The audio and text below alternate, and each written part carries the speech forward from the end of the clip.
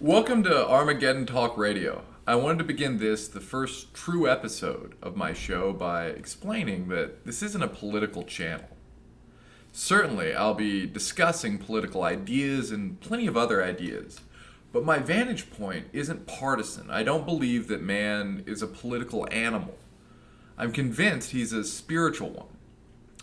These first few videos are about a book by scientist Peter Turchin called Ages of Discord. This book posits the possibility of a coming civil war in the United States, and it claims to have found a scientific link between certain economic and social factors and civil unrest, popular uprisings, and political violence. But I do want to be clear that this channel is not about politics, at least not fundamentally, not at its heart. This channel is about eschatology. In case that's a word you don't know, I should say that eschatology means a study of the last things. Basically what we're talking about is the end of the world, but I also want to get into the philosophy of history, like the way we think about history, because in every generation there have been apocalyptic thinkers. As long as human beings have conceived themselves as living in a world, they've wondered how long this world will last. I want to talk about the way that we conceive of the end of the world. In order to do that, I need to talk about the ways that we think about history, and that's where the sort of philosophy of history idea comes in. Is history linear or cyclical? People have been asking forever. Is it coming to an end, or are we progressing forever upward? Is history scientific, or is it theological?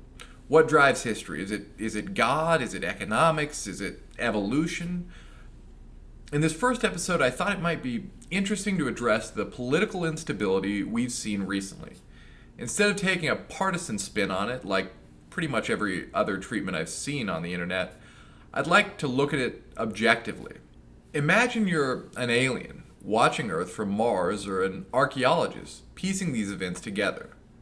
What I'm asking you to do is imagine you don't have a dog in this fight, which I know is difficult. You want to keep asking, where is this guy coming from, right? Because of course we all have a dog in this fight. Of course, people are hurting, they're dying, there's discrimination, there's centuries old pain, there's immense economic and social disparity, there's injustice and corruption everywhere you look. I'm not saying we should ignore these. On the contrary, I'm insisting that we don't. But we stand a much better chance of solving a problem if we're able to look at it objectively. And that's precisely what I'm trying to do.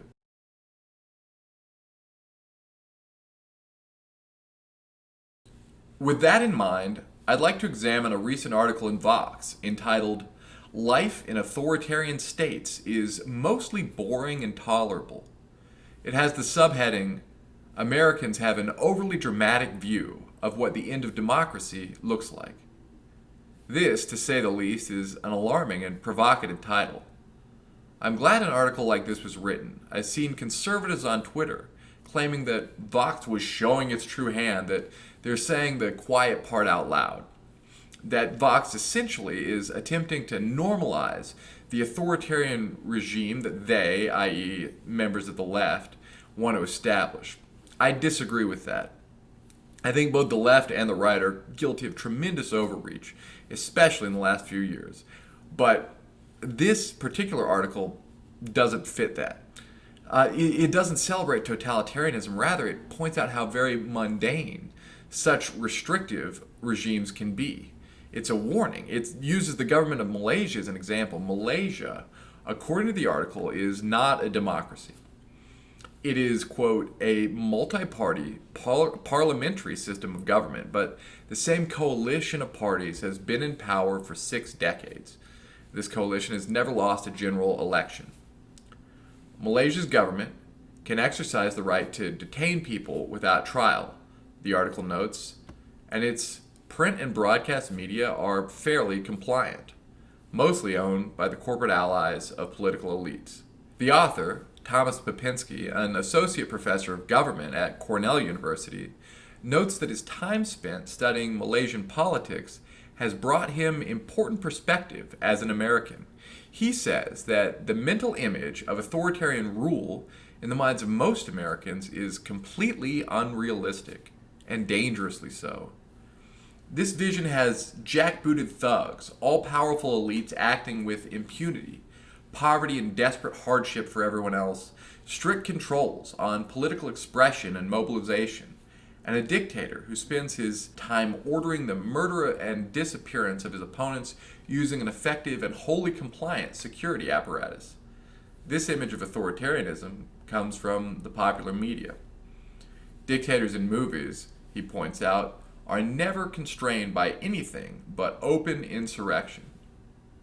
From American myth-making about the founding, free men throwing off the yoke of British tyranny, and from a kind of imaginary offering in which the opposite of democracy is the absence of everything that characterizes the one democracy that one knows.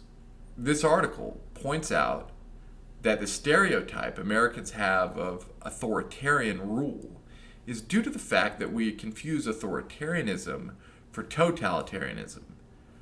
But totalitarianism, as Carl Friedrich and Hannah Arendt, both of whom the article cites, point out, is exceptional as a form of politics. Totalitarianism is much rarer and perhaps much easier to identify than authoritarianism. The reality is, the article says, that everyday life under the kinds of authoritarianism that exist today is very familiar to most Americans. You go to work. You eat your lunch. You go home to your family. There are schools and businesses, and some people make it through hard work and luck. Most people worry about making sure their kids get into good schools. The military is in the barracks, and the police mostly investigate crimes and solve cases. There is political dissent, if rarely open protest, but in general, people are free to complain to one another. There are even elections. This is Malaysia, and many countries like it. So life is boring and tolerable, not outrageous. Most critics, even vocal ones, it says, are not going to be murdered. They're going to be frustrated. Most not very vocal critics will live their lives completely unmolested by the security forces. They will enjoy it when the trains run on time, blame the government when they do not, gripe about their taxes, and save for vacation.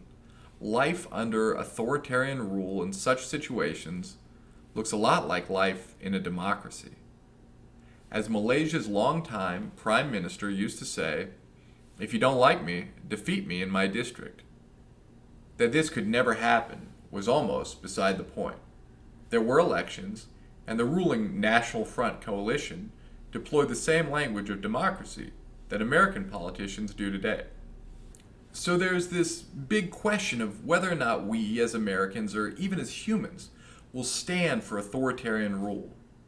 That premise, says the article, is grounded on the assumption that life under authoritarian rule is intolerable. It turns out that most people express democratic values, but living in a complicated world in which people care more about more things than just their form of government, feeding their families, educating their children, professional success, it is easy to see that given an orderly society and a functioning economy, democratic politics may become a low priority. The answer to the question, will the people tolerate authoritarian rule, is yes, absolutely. And let's be fair here, there are incredibly low literacy rates in so many major cities. How many people, how many young people are really intimately familiar with how our government works? I have to say, I wonder how well I do on a civics test. If you're wondering what one-party rule might look like in the United States, the article notes that you won't have to look far.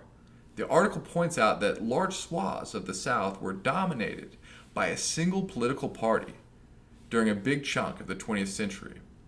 Another sign of living under an authoritarian regime is not that your country suddenly becomes the galactic empire from Star Wars or Nazi Germany or Stalinist Russia. It's not like stormtroopers are going to come to your door and nab all your guns and your pets.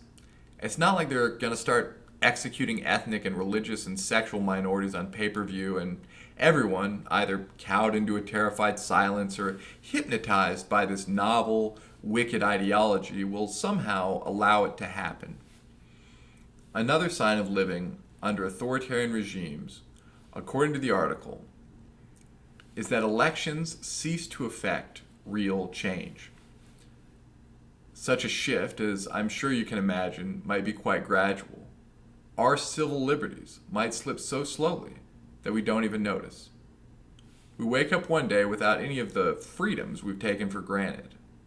Our institutions might bear the same names or profess the same values, but they no longer serve the functions they once did, and our possibilities are narrowed. If the takeover happens right under our noses, or if we notice, but it's not catastrophic enough to inspire outrage or sufficient action, it stands a much better chance of success. The fantasy of authoritarianism, writes Popinski, distracts Americans from the mundane ways in which the mechanisms of political competition and checks and balances can erode. Democracy has not survived because the alternatives are acutely horrible, and if it ends, it will not end in a bang. It is more likely that democracy ends with a whimper, when the case for supporting it, the case, that is, for everyday democracy, is no longer compelling. What sort of development would make it no longer compelling? I think in order to answer that question, it's necessary to ask ourselves why we want freedom to begin with, and what this freedom really consists of.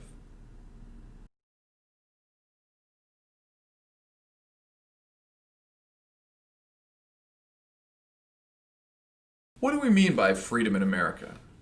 To me, maybe the most clear articulation of this idea is The Four Freedoms by Norman Rockwell. They're paintings I'm sure you've seen even if you don't know what they're called. They refer to these four freedoms expressed in Roosevelt's 1941 State of the Union address. So why don't we listen to what he has to say? The first is freedom of speech and expression everywhere in the world. The second is freedom of every person to worship God in his own way everywhere in the world. The third is freedom from want, which translated into world terms means economic understandings which will secure to every nation a healthy, peacetime life for its inhabitants everywhere in the world. The fourth is freedom from fear, which translated into world terms means a worldwide reduction of armaments to such a point and in such a thorough fashion that no nation will be in a position to commit an act of physical aggression against any neighbor anywhere in the world.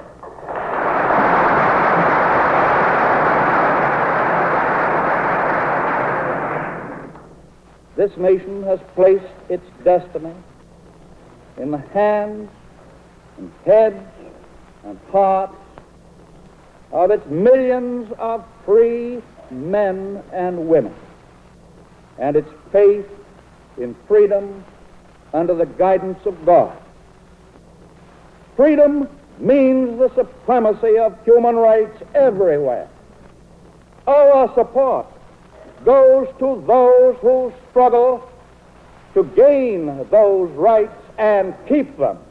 Our strength is our unity of purpose to that high concept. There can be no end save victory. What a lofty goal indeed, and they're beautiful words. There's even this promise of world peace there. Within the year, though, Roosevelt would, of course, lead us into the bloodiest conflict in human history. I intend to make a longer video about these four freedoms, and I want to address the paintings and the essays that accompanied them in the Saturday Evening Post. And I want to address these in the light of our current catastrophe. But for now, I'll offer as simple a treatment as possible. Let's start with freedom of speech. Roosevelt says he seeks to secure freedom of speech and expression everywhere in the world. Freedom of speech, enshrined in our Bill of Rights, has never really found concrete manifestation in the United States. We've never been absolutely free to speak our minds politically. I mean, look for example at Eugene V. Debs, who was put in prison for criticizing Woodrow Wilson's entrance into the First World War. Or recently, the question of whether or not one is free to participate in hate speech has been raised. And free speech rallies are now the province of conservatives. This, of course, wasn't always the case. Here's an example of Noam Chomsky, who's hardly a conservative, defending the right of some Holocaust deniers to speak. I do not think that the state ought to have the right to determine historical truth and to punish people who deviate from it. I'm not willing to give the state that right, even if they happen to But are you denying that the gas chambers ever existed? But I'm saying if you believe in freedom of speech, you believe in freedom of speech for views you don't like. I mean, Goebbels was in favor of freedom of speech for views he liked, right? So was Stalin. If you're in favor of freedom of speech, that means you're in favor of freedom of speech precisely for views you despise. Otherwise, you're not in favor of freedom of speech. There's two positions you can have on freedom of speech. Now, you can decide which position you want. With regard to my defense of the utterly offensive, the people who express utterly offensive views, I haven't the slightest doubt that every commissar says, you're defending that person's views. No, I'm not. I'm defending his right to express them. The difference is crucial, and the difference has been understood outside of fascist circles since the 18th century. Is there anything like objectivity, or scientific objectivity, reality? As a scientist, look, I'm not saying I defend the views. Look, if somebody publishes a scientific article, which I disagree with, I do not say the state ought to put him in jail, right?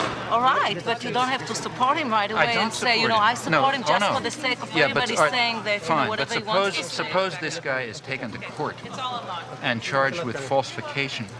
Then I'm going to defend him, even if I disagree. But he wasn't taken to court. Oh, you're wrong. But when did you write the support? I mean, When he was brought to court.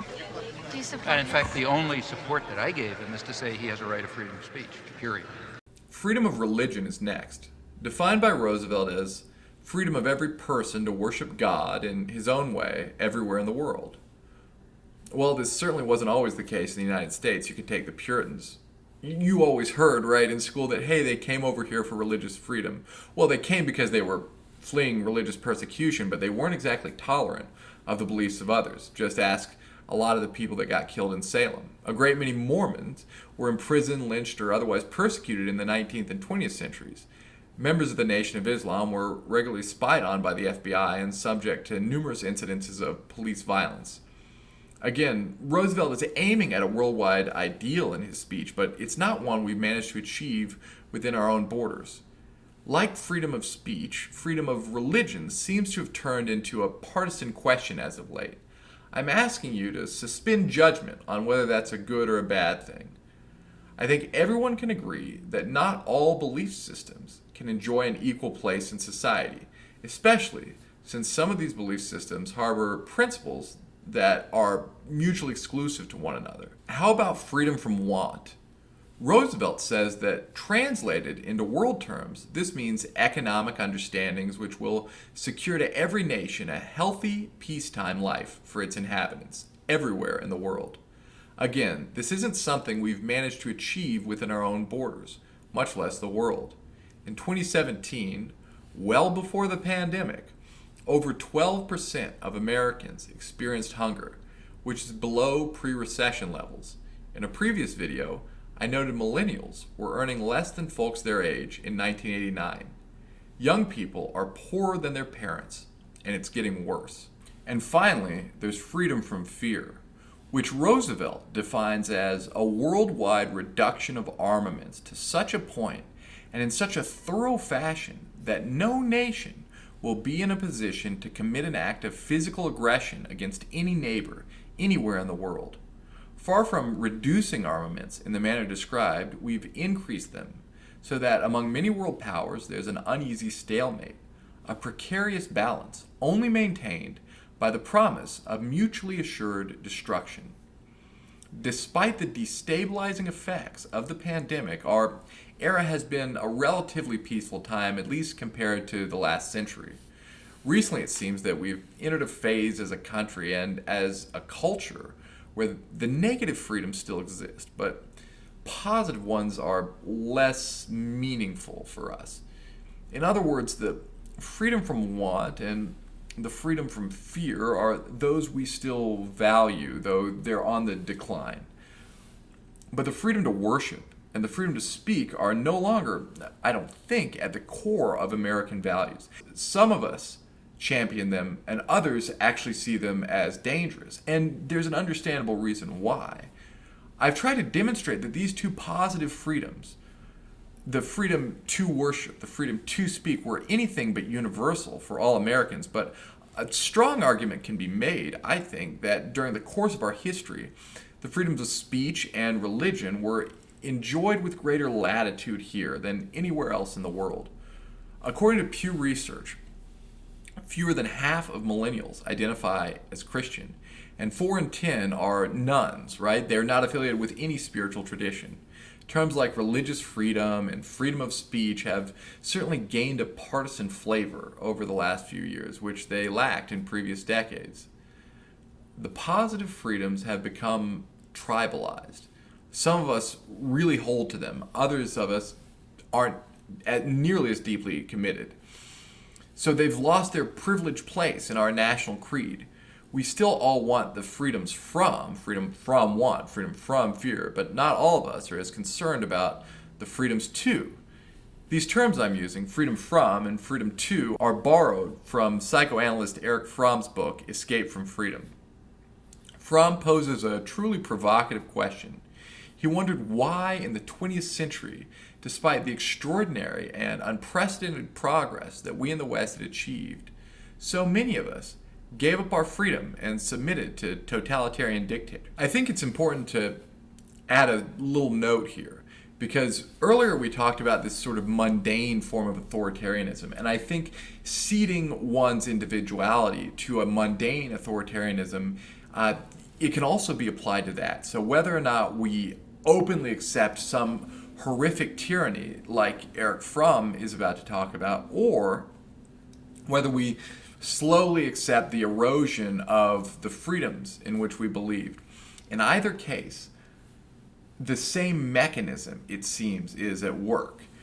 One can certainly take issue with the way Fromm reads European history, the Middle Ages and the Protestant Reformation, but for now, I'm not going to quibble with him. Fromm says that in the Middle Ages there was a considerable lack of the kinds of freedom that we currently enjoy. There wasn't any sort of social mobility to the degree that we have now. You were born a serf or a craftsman, or you were born into the nobility, and in general, that's what you'd be. You might earn a little more money or less than your father, but the central purpose of your life wasn't economic well-being. It was salvation. As a matter of fact, guilds in the Middle Ages had strictures in place, specifically to curtail competition so that everyone could earn their fair share of business. So your place in the social order was defined before you were born, and the meaning of life was clear, because there was, for most in the West, a single faith, complete with an orderly picture of the cosmos. Everybody was pretty much Catholic, and everyone assented to the same creed. You may not have had much freedom of movement, but you knew where you fit.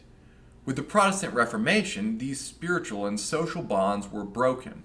Among a great many Protestants, the Bible itself, not the church that helped put these scriptures together, became the sole authority.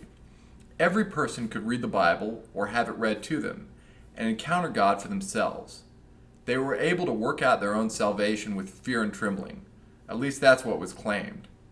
As the caste system was slowly dissolved, some grew extraordinarily wealthy, while others were driven into utter destitution. It was possible, though, for someone to start out as a pauper and become as rich as a prince, in a way he couldn't a few centuries earlier.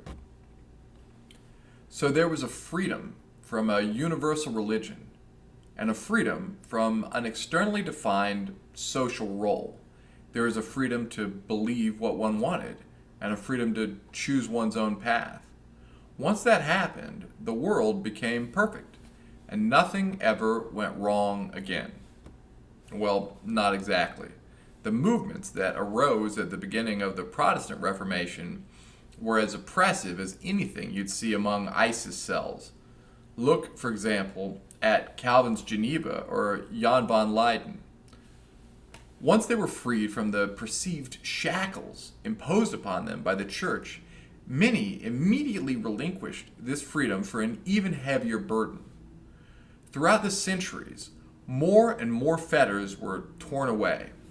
At the end of the 18th century, America threw off the yoke of monarchy, and many nations followed suit. A new form of government arose, one at least nominally freer than any of its predecessors. Darwin opened up an even greater freedom. Maybe the biblical understanding of creation was entirely fallacious, and we could understand the development of our species on completely materialistic lines without any concern for salvation at all. Marx proposed something similar from another angle. Maybe history wasn't driven by God or fate, but by the struggle between classes. Maybe it was economics, not angels, that moved the world. Toward the end of the 19th century, Nietzsche proclaimed with confidence that God is dead. For the last 120 years or so, Westerners have been the masters of their fate, the captains of their soul.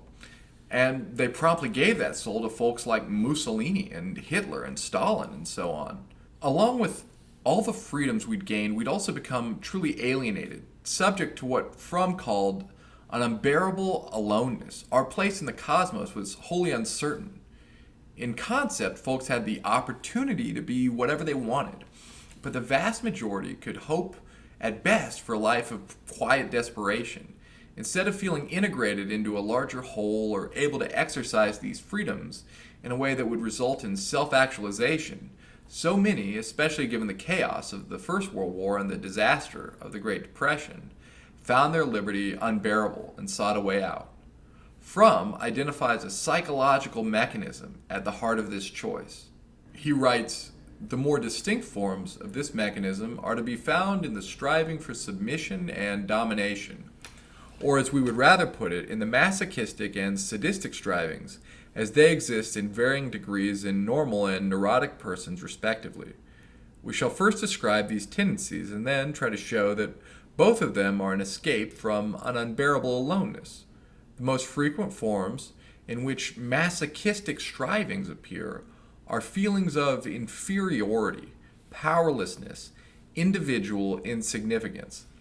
The analysis of persons who are obsessed by these feelings shows that while they consciously complain about these feelings and want to get rid of them, unconsciously some power within themselves drives them to feel inferior or insignificant. Quite regularly, these people show a marked dependence on powers outside themselves, on other people or institutions or nature.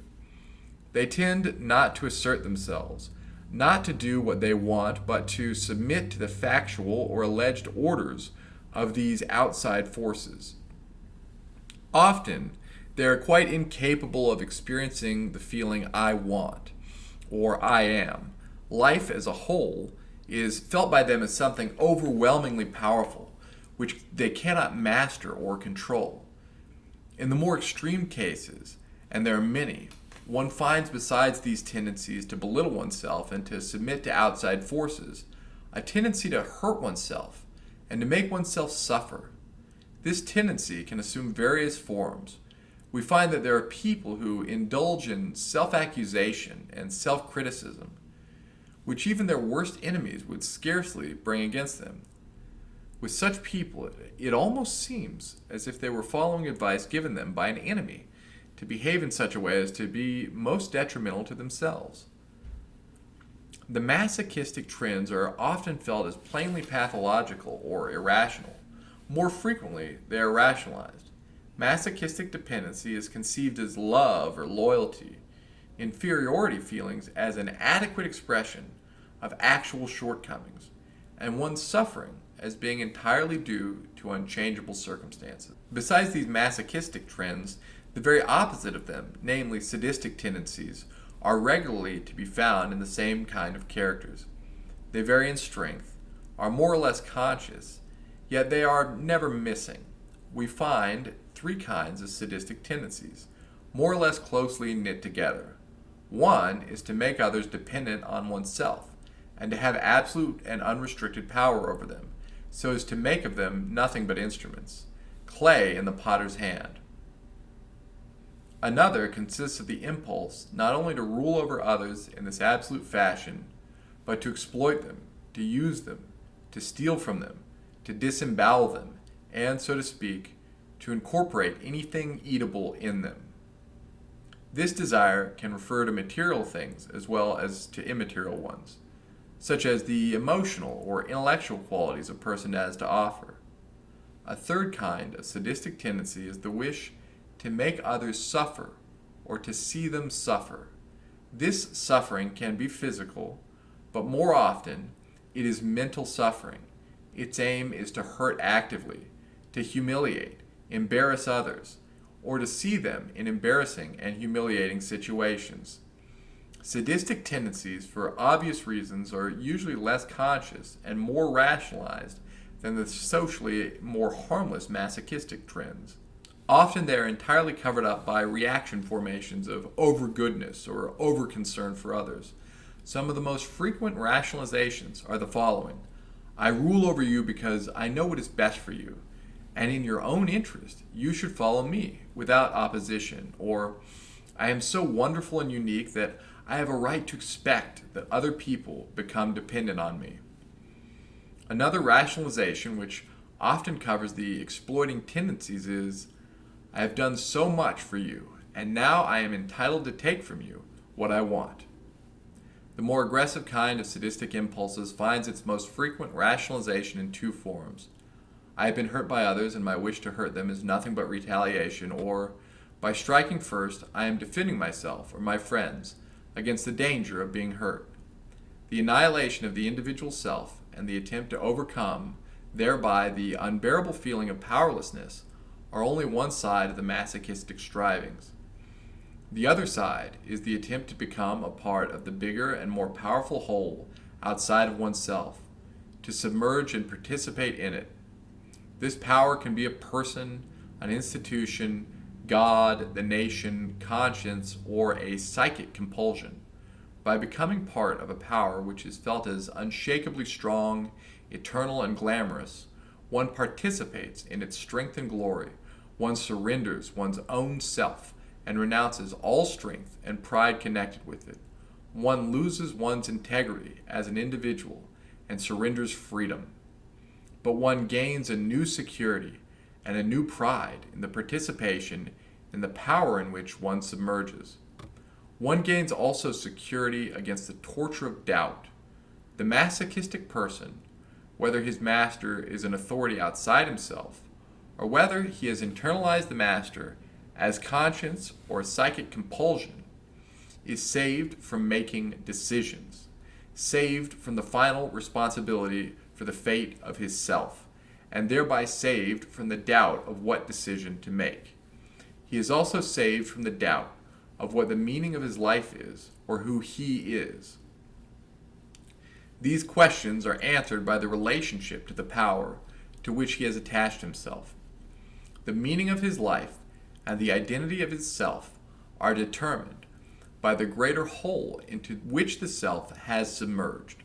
I've done my best to demonstrate that this relinquishment of freedom is not at all a partisan question.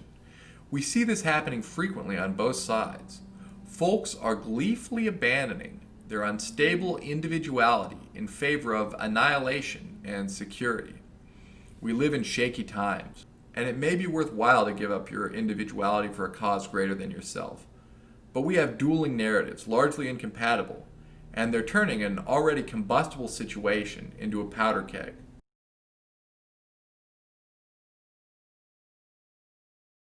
Scientist Peter Turchin predicted the possibility of a new civil war in 2020.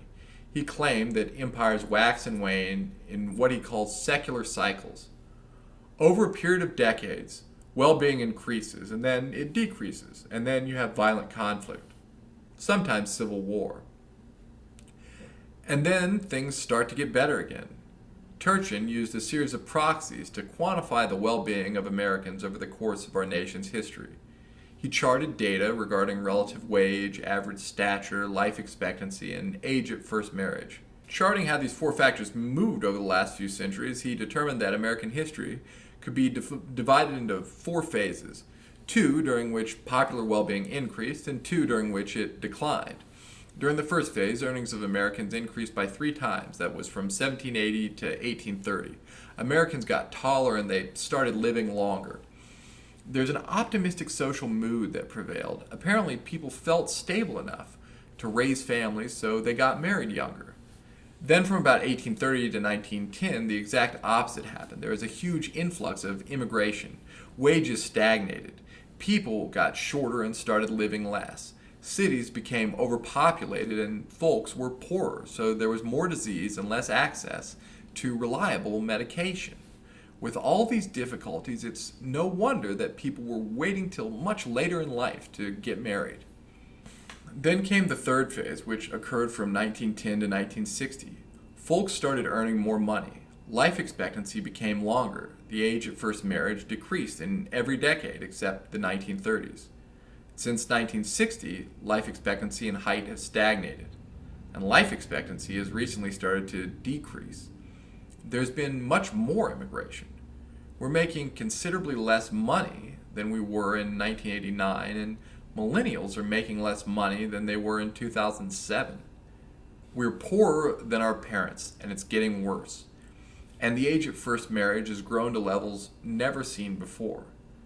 This isn't at all an anti-immigrant screed. Immigration is wonderful. Immigrants are the backbone of this country. And I despise the anti-immigrant policies of the Obama and Trump administrations. But it is important to point out that historically, the more immigrants moved into big cities, the greater competition there was for unskilled or low-skilled work. When that happened, wages for unskilled work went down. So many of the poor got poorer. This used to be a big element of the American dream, right? The immigrant would come over here, open a grocery store or whatever, they'd send their kid to college, their kid would earn more money than they do, and they'd make a nice upper middle class living, and that person would send their kid to law school or med school and so on. But the old path to success is leading a lot of people to debt and failure. We're the most educated generation in American history. But now there's much greater competition for jobs that would give us a nice upper middle class living. Now, many of us can't afford to pay off the loans we took out to get the education that promised us those jobs. There are too many degrees and too few jobs for the people with degrees. The folks of my generation are angry, and I can understand why. We no longer have faith in the system. There's been a great deal of debate on all sides of the political spectrum about whether the election will be seen as legitimate. If we truly start to question the legitimacy of the election, there's a chance of immense civil conflict. Our institutions are already fragile, and they may well be at breaking point. This November, we're given a choice between two unappealing and dishonest options. We're given that freedom, because that's America. Can you blame some of us for wanting to give it back?